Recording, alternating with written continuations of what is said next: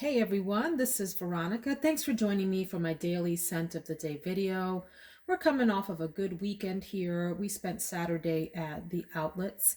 There's a store at the outlets called the Cosmetics Company Store that is owned by the Estee Lauder Empire. There are a lot of companies under the Estee Lauder umbrella, and the sort of overstock and returns and whatever open box are sold at this outlet store, and you can get some really fantastic deals. They've got Tom Ford in there. They've got MAC, Clinique, DKNY, and of course Erin from Estee Lauder, some of those fragrances. So it's skincare, it's makeup, it's fragrances. They have Smashbox. I think there's some Bobbi Brown, some Too Faced. There's a bunch of stuff in there. It's kind of a wonderland. And I usually need a good hour or so in my basket in hand, and I need for everyone to just leave me alone so I can concentrate on what I'm purchasing. So I did some damage in that store. And then a few stores down, there's actually a Victoria's Secret outlet. Can you imagine? So it's funny, I go in there and the lady at the front, they got to count the number of people going in the store for COVID and all that. She goes, "Do you need a fitting today?" And I'm like, "No, honey, I'm going straight to the fragrances." So we had a good laugh off of that. I went right past all of the sexy lingerie and straight to the body mists, the creams, and all of that. And I ended up coming out with a bunch of lotions. I'm not a huge lotion person. I do put it on from time to time, especially if I like to layer. But I came out with a bunch of lotions because they were like $4 or something each, the big bottles. But anyway, the reason that I'm bringing all of that up is because it reminded me that I haven't worn my favorite Victoria's Secret fragrance in a while. And I do like a lot of Victoria's Secret perfumes. Okay. Now, people kind of poo-poo on Victoria's Secret because it's not, it's not a perfumer by design. They sell lingerie and whatever. And people tend to think of them as cheaper, lower quality perfumes. Nay, nay. I don't know who told you that, but they're lying to you and you're missing out on some really great fragrances. So, all of that to say that my fragrance of the day is Very Sexy by Victoria's Secret. This fragrance has been around for a long, long time. I remember messing around with this fragrance in the early 2000s, and I have a story to tell you about it. Well, rather a memory that I associate with it. So, in the early 2000s, I hung out with a woman who is from Texas, and she loved to go line dancing. She loved country music and line dancing. This is when I lived in southeastern Virginia. We would go out sometimes to this country western bar dance area thing place called the Bank in Norfolk, Virginia. If you're familiar, if you're familiar, drop me a note in the comment. This is a huge place. You'd walk in, grab a beer or whatever, your Diet Coke, whatever it was that you were sipping on for the night. And we always had a great time just line dancing. We'd go out on the floor, we'd dance together, we would dance with other people there. It was just always a fun, good, safe time. And I'm talking country line dancing. Yes, me from the South Bronx went country line dancing and I loved it. I loved every second of it. But what I'm getting at is that that woman wore this as a signature perfume, Very Sexy. And at the time, I remember thinking that it was very cloying on her. It was too much. I was into very light, citrusy, airy kinds of fragrances at the time. Something like this really scared me to death. And now I've always had lots of different kinds of perfume in my collection or around me, but I never really wore them. I always tended toward the lighter fragrances. So, like, I've had number five Chanel for forever, for example.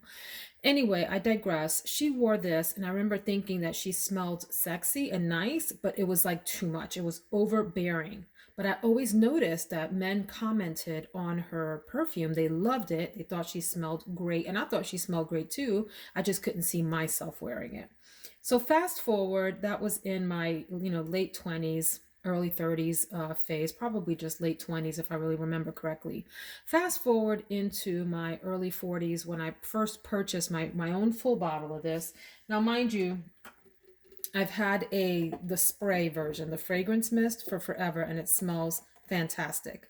But I purchased an actual bottle of Very Sexy and really enjoyed it a lot, and realized as I'm maturing that scents like this suit me, and I should try them out more and give them more of a chance. And so this was my foray, if you will, into really experimenting with more what you call mature, grown, and sexy fragrances. So I have a soft spot in my heart for this fragrance from the memory of my friend wearing it, and then also me kind of growing into this fragrance family.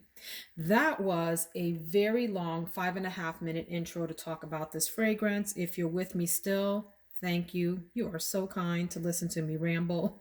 Let me tell you what this smells like now. This is considered a floral amber fragrance, and it's got at the top cactus. Isn't that interesting as a note? Cactus, clementine, blackberry, cappuccino, and pepper. So on the thumbnail, you see the cappuccino because you do get this soft, like milky, coffee esque thing happening at the top. It's very subtle, but it's there. You get a burst of orange on top of that, this orangey citrus from the clementine, and you get a little bit of the green from the cactus. Yes, you get the pepper too, but there's only so many images I could fit on the thumbnail. Okay, thank you for your understanding. In the middle, you get orchid, which is a fantasy note, hortensia, which gives you a floral note, mimosa, and camellia. Now, this does settle into a nice floral in the middle, but what really stands out to me are those top notes that they do hang around for a while. The orange sort of dissipates fairly quickly. I would say within 5 to 10 minutes, the orange is faint, very faint in the background.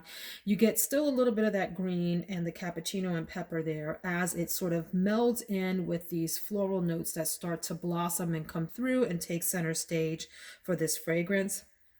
In the top and in the base, you have blackberry, according to Fragrantica. So I did put that on the thumbnail as well, because you do get a hint of a berry note in there as well.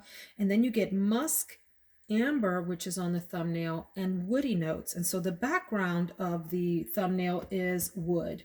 In fact, a picture I took of a piece of wood near us here is what the background is.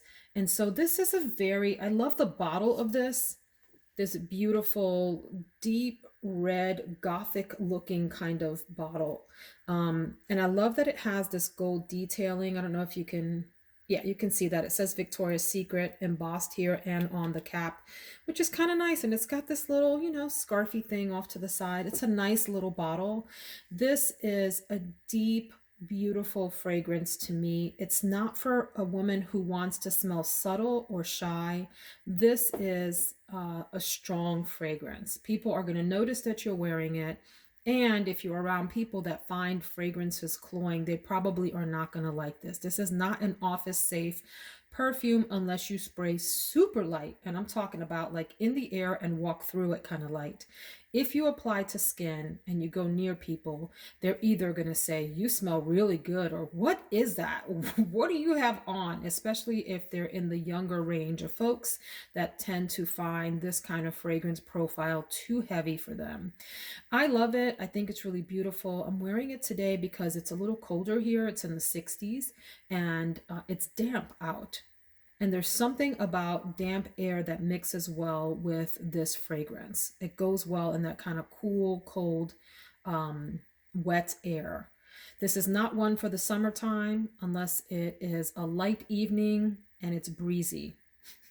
If it's hot and humid, don't put this on. At least I don't think you should. You're going to hurt someone's feelings, maybe your own. And people are not going to want to have dinner with you. Heed my words.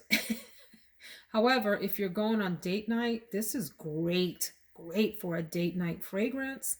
Any environment where you want to feel very womanly, very sensual, and want to attract that kind of va-va-voom sort of attention. This is the sexier sister to Agent Provocateur. So if people joke about, "I'm so sorry, little fragrance back here, stand on up. I'll give you a little band-aid later."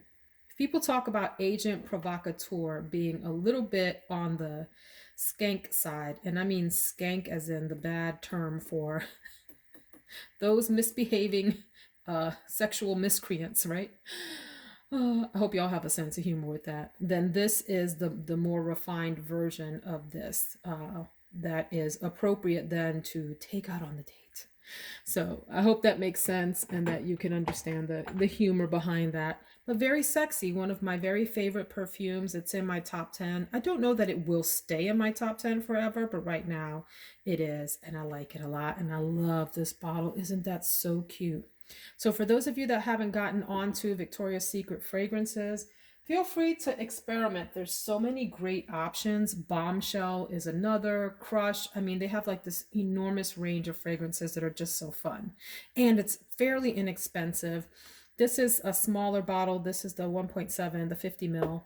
But the big bottle, I think, is about $60 or so on FragranceNet. So definitely not going to break the bank. And you get a lot of wear out of it unless you overspray like me. If you're an undersprayer or you stick to 2 to 3 sprays, this thing will last you probably a good lifetime. That's my fragrance of the day. Hope you all have a fabulous one. Take care, friends.